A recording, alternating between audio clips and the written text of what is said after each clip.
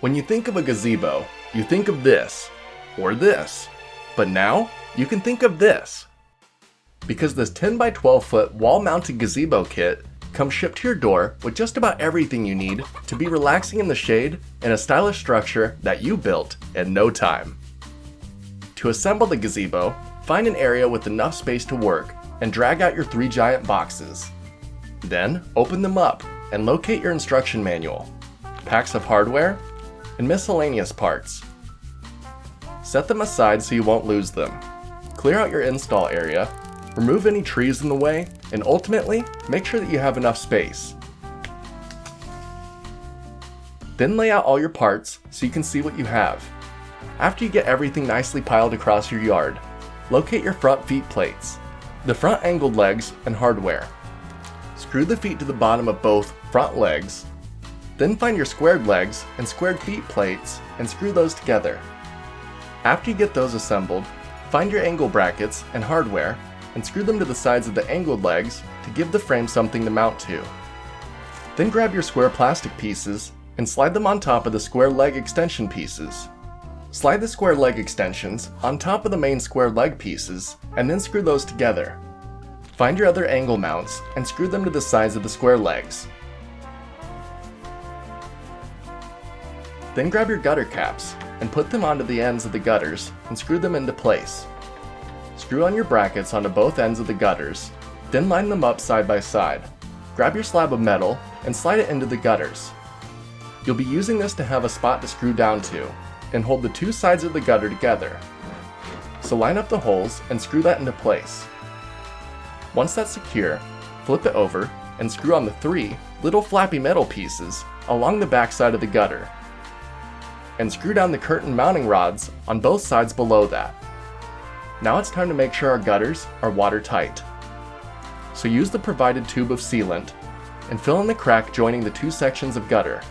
Smooth it out and let it dry. Then put on the connecting bracket and screw that down. Next, we're going to assemble the side support beams. You'll need all this stuff to make one beam. So find it, and then line up your 2 support beam pieces and insert the metal connector into one side. Slide on the other side, and then screw the 2 halves together. Screw the guide rails down along the top of your beam. Then screw down the curtain mounting rods on the side of the support beam. Then, on the other side, you'll screw down these L brackets above the curtain rods. Then, screw down the little end brackets on each side of the support beam. And like that, you've completed one support beam. So do all that again. Now it's time to put together the roof's support beams. This is basically the same as the other 2, but has little notches out on the top. So screw all those pieces together. You know what to do at this point. It's the same for each one. After all that's secure, take the smaller metal bars and connect those together in the same fashion. Slide in the metal piece and screw down the screws. Then do it again. Now all the main pieces to our frame are assembled and now need screwed together. Lay down your angled legs side by side and then line up the gutter at the top of the legs. Then screw the legs to the gutter, making sure it's nice and secure. Make sure both sides are locked down, then you can set this piece up and get it out of the way.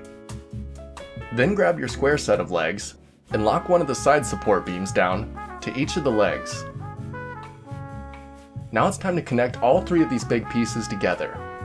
To do this, I measured out where my gutter and legs would stand and set them up laying against a sturdy ladder. Then I took the side support beam and back leg and lined it up to the general area. Then I used a quick release clamp to hold that down while I adjusted it and screwed it together. Then I did the same for the other side. Now you can use the little L brackets on the outside of the back legs to screw down to the wall and give some extra support for the next part of assembly. And now it's time to put up the roof's support beams. Line up the roof beam to the back legs and screw that down. If you notice, the little metal flat piece is angled towards me. That's actually the wrong way. I installed the roof beams backwards and didn't notice till later. Those angled flaps are supposed to be pointing towards the wall that you mount to, so save the heartache and angle them the right way. I screwed on the rest of the beams and then finally realized I messed up, so I took a break and then fixed it later. After they're all flipped the right way, the little metal bars rest on top, connecting all the roof support beams together. They create a little triangle gap and give space for your light filtering windows. Peel off the protective film from the windows and slide them into the slot. Insert your metal bracket, and then slide in the next section of window. Insert the next metal bracket, and then slide in the final section of window for that side. Then repeat these steps for the other side. After all your windows are in, find your end plates and screw them into the back of the structure to hold your windows in place and keep them from sliding. Now the main part of the structure is built, and it's time to install the roof. Lay a section of roof onto the front and align the screws to the farthest side. Then grab your screws, nuts, and little bumpers. Slide in the bumper and then drive the screws from the top down through the roof, bumper, and frame. Then lock that together with the provided nuts. Do this for the whole front section of the front row and screw all those down, leaving the top half of the screw holes open. Overlap your next set of roof pieces so that your hole can be seen through all the layers, and then screw the whole bottom half of the second row to the first row. Again, leave the top half of the screw holes exposed for the next row of roof. The middle section is a bit tricky to hold the screws and tighten the nut by yourself, so make sure you have a friend to help with this part. Tighten all those down, then line up the final row of roof pieces, and continue doing the same until the whole roof is tight and secure. Then lay on the back piece along the back section of roof and screw that down on both sides. Now that the roof is on, it has some structural integrity and is starting to take shape. Just in time too, because a storm hit. I hid under the roof of the gazebo for a bit and stayed dry. All the water rolled down and filtered away from me, keeping the inside ground rain-free. After it all cleared up, it was back to work. So grab your bigger angle pieces to screw into the corners of the gazebo. Tighten those in place, and the structure is fully built. Now, it's time to hang some curtains. Start with your solid curtain and clip that into the outer curtain rod. Then clip in each little mounting ring of the curtain till every hole has a place. They snap together quickly, and this was probably the easiest part. There's Velcro on the end of the curtains to connect to the legs, as well as ties to wrap around the front legs to keep the curtains from blowing. After everything is hung up and secured down, it's time to connect your mosquito curtain. Hang that up using the other curtain rod, and then you're good to go. Your gazebo is built and ready for you to kick back and enjoy it. You can leave it with the curtain shut, or open it up and tie them down to each corner and make a nice breezeway. It also comes with center support beams that you can put in to give some roof support from snow. But it's summer here. So yeah, there you have it. That's how you build this awesome gazebo.